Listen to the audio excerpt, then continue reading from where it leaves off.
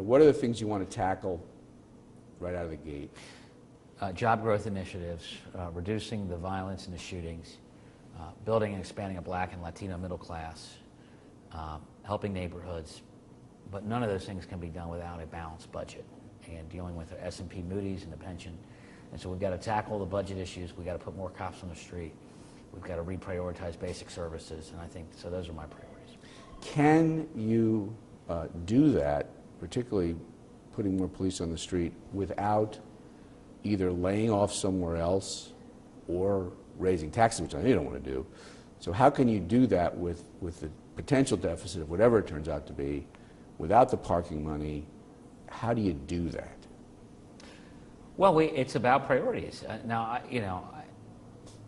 we got to decide what, every year should be a zero-based budget. You say, here's the money we have. Now, what's number one, number two, number three? We pay for the things in order, and then whatever's not a priority has to be cut. I mean, money doesn't grow on trees.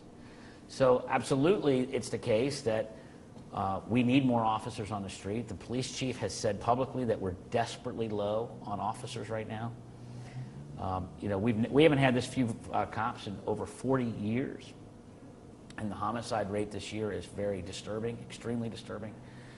And so yes, adding more cops is expensive, but it's the right thing to do and will mean that we have to cut expenses elsewhere. Do you have any specific elsewheres in mind at this point? No, we're going to handle that in the budget in June. The budget's due June 30th. So in fact, I expect that the budget will be outlined in May, and we'll have choices to make. But to me, police, fire, garbage collection, road paving, health and human services, parks and recreation, those are the core services. Things that aren't in that core are going to have to go. How about fire? Do you see any way of reducing or even eliminating the brownouts via, I guess, more people, more staff? Well, again, we need more firefighters as well. I mean, right now we have brownouts every day. Now, we would love to hire more cops and firefighters than we're going to be able to do. Because money is short. But the fact is that we have to start inching in the up direction. In the last 5 years, there's been a huge reduction in police and firefighters. So we're not going to get back to the level of police and fires that we had years ago. It's going to be too difficult to our budget. But we can start moving back in the right direction. The fact that the parking plan is now not going to happen. Right. Do you still anticipate some changes in parking, however defined, either more modernization or more collection or whatever, because that was a lot of money, now that apparently not going to happen? Well, it's a huge help to our budget that didn't happen because the parking meter revenue is available to pay for basic services. And the plan had been to monetize that and spend it all, which would have made our deficit worse. So it's a help to our budget that the project didn't go forward in terms of keeping cops and firefighters on the street.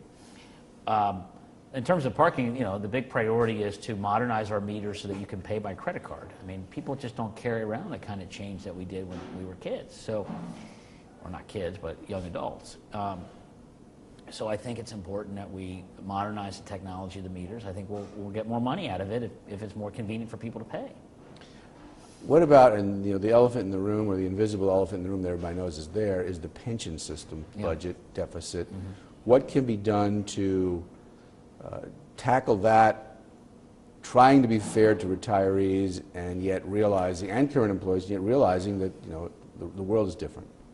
Well, the world is different, Jeff. You're absolutely right. And I think the way I look at it is the first person we've got to be fair to is the taxpayer and the citizen.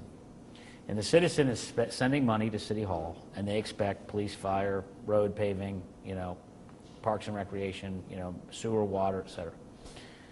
And the most important thing is making sure that the citizen gets a fair deal for their tax dollar. And it's also the case that the pensioners have taken some hits and probably have to take some more hits. And that's a tragedy. And certainly on a prospective basis, there will be additional benefit cuts. And it's unfortunate. But it's also the case that I will not oversee a city in decline that can't deliver basic services. And so we're going to have to adjust to the new world that we're in financially. And it's not the fault of the city worker or the retiree, but it doesn't change the fact that it's a fact that we have to change. So we're probably looking at some sort of reductions for both retirees, current employees, and new employees. Yes. The shuffle in administration positions here, while it may be a little inside baseball to the average citizen, where do you see that shaking out with, obviously new city manager is the biggest one, but then there's some internal switches with the solicitor and some other positions. Is that something that you want to happen, or are some people just going, well, I work for somebody else, I'm just going to leave? Well, I think every administration puts their own team on the field, and it's not a personal reflection on obviously I made a choice with Milton Dohoney.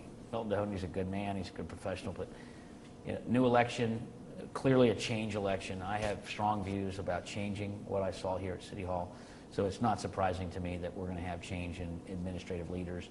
It's not a reflection on anyone that's being moved, it's just a fact of getting a new team in place. The streetcar.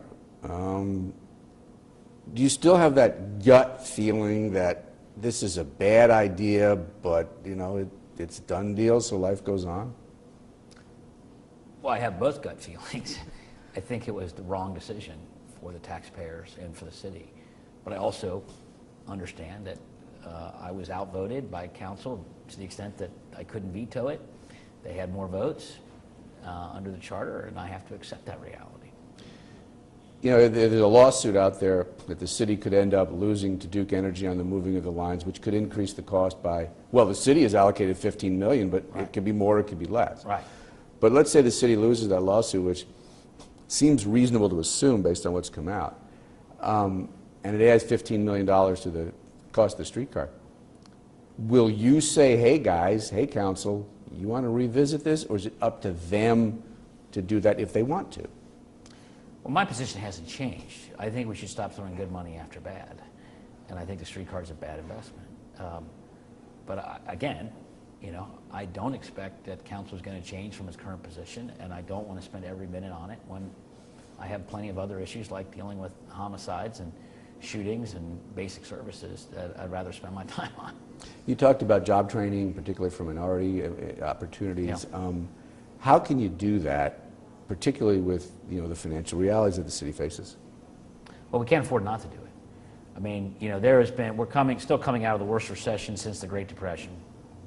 We have a whole generation of folks who have no high school or college degree who may have never had a job coming out of this recession. They don't have the job skills. Many of those folks are parents.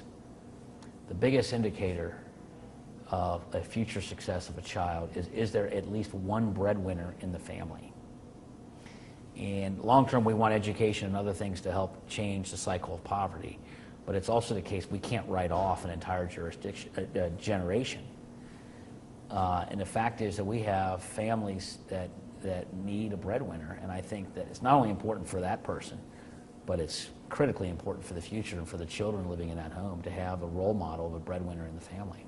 But what can the city do about that? Well, we partner with proven efforts like Cincinnati Cooks and Cincinnati Works and the Urban League SOAR program and Easter Seals, and programs that have a proven track record of helping folks who've had a tough time in the job market get back on their feet and reward themselves with the dignity of work. And I'm a big believer that there is dignity in work, and that helping people get back into the job force, which of course in the end saves the taxpayers a lot of money because less welfare, et cetera, is not only the right thing to do for them, but it's certainly the right thing to do for the city budgets as well.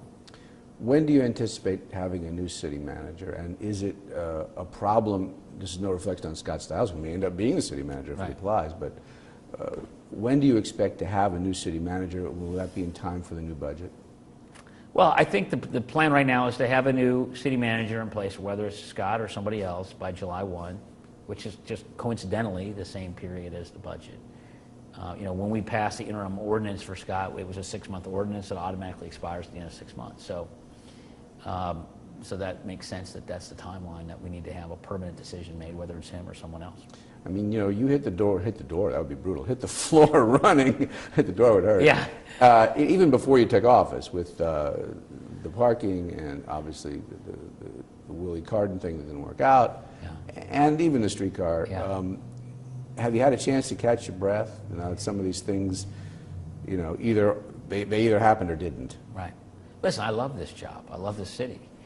And you win some, you lose some. But the fact is that what I can promise folks is that I will be constantly putting forth opportunities to prioritize jobs, safety, inclusion, neighborhoods, and getting our financial house in order.